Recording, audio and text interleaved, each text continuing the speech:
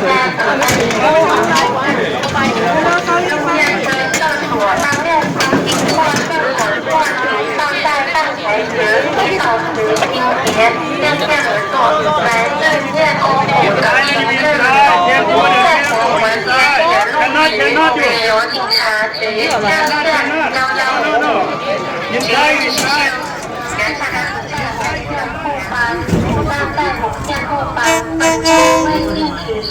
可禁止饮酒食欲，违反规定者，可被罚款最高达5000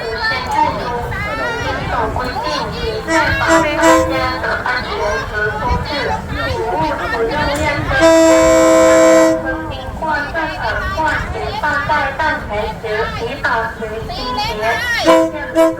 来自叶公府的祝福，在我们坚持入职，旅游警察局1155。阿美，阿美，我頭。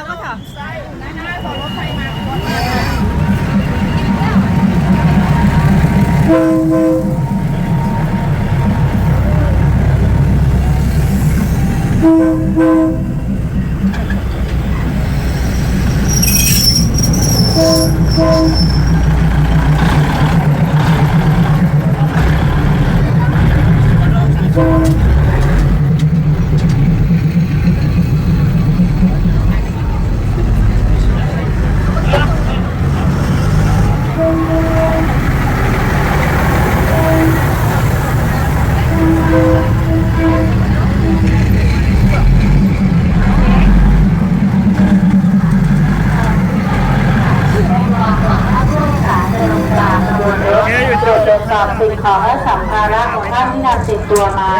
นำลงให้ครบถ้วนถูกต้องด้วยค่ะขอความกรุณาให้ผู้โดยสารได้บนขบวนรถลงให้เรียบร้อยก่อนนะคะแล้วให้ขึ้นไปบนขบวนรถค่ะขอความกรุณาให้ผู้โดยสารได้บนขบวนรถลงให้เรียบร้อยก่อนนะคะแล้วให้ขึ้นไปบนขบวนรถค่ะขบวนรถเที่ยวนี้จะออกจากสถานี